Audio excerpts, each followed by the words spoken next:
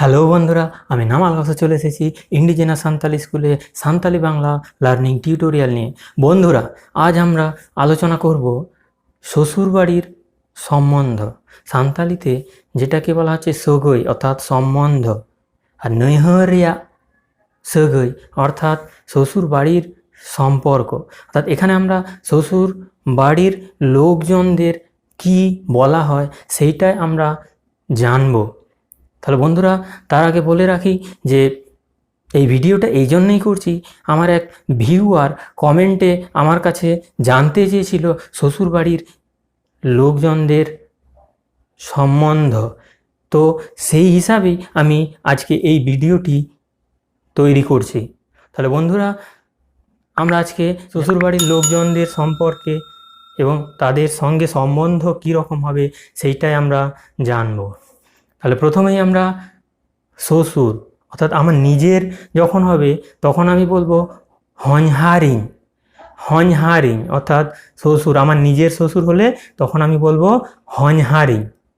আবার অনেক সময় বলা হয় হঞ্হারিং হারাম, অর্থাৎ শ্বশুরকে বোঝায়। হঞ্হারিং হারাম শ্বশুরকে বোঝায়।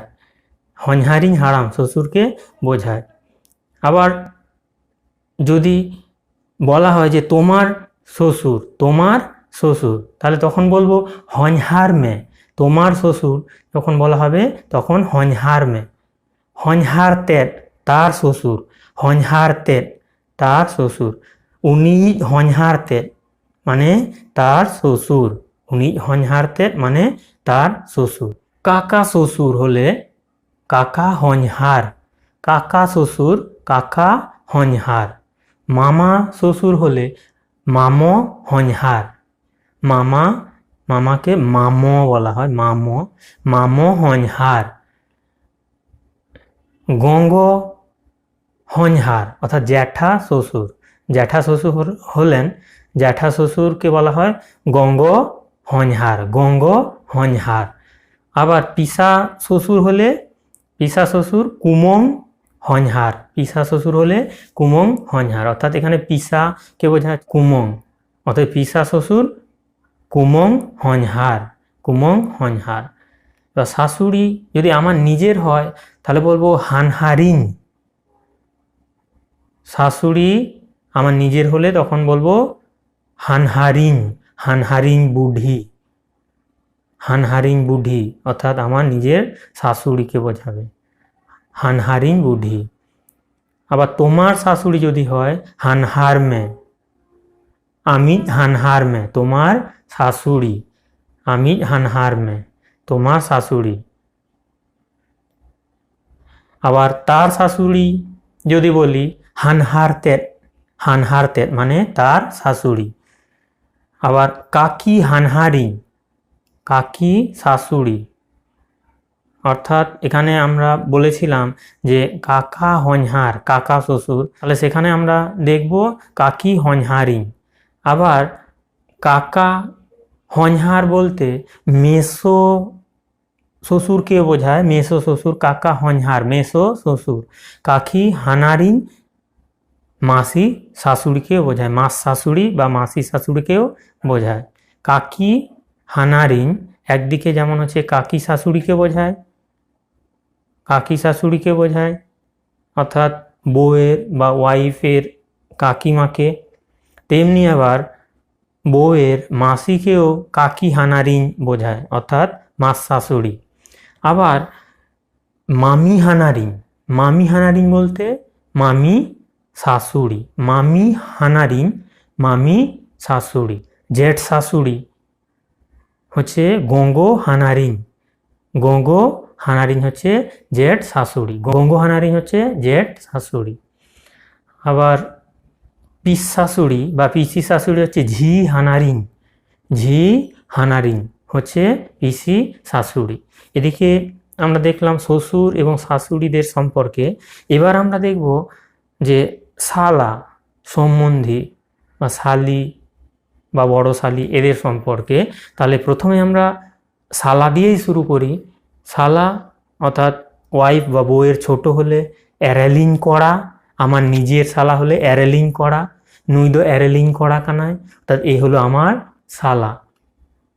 তোমার শালা যদি বলি তাহলে হবে এরেল মে কড়া, তোমার শালা এরেল মে কড়া, তার শালা এরেলতে কড়া, তার শালা হচ্ছে এরেলতে কড়া, তার শালা এরেলতে কড়া।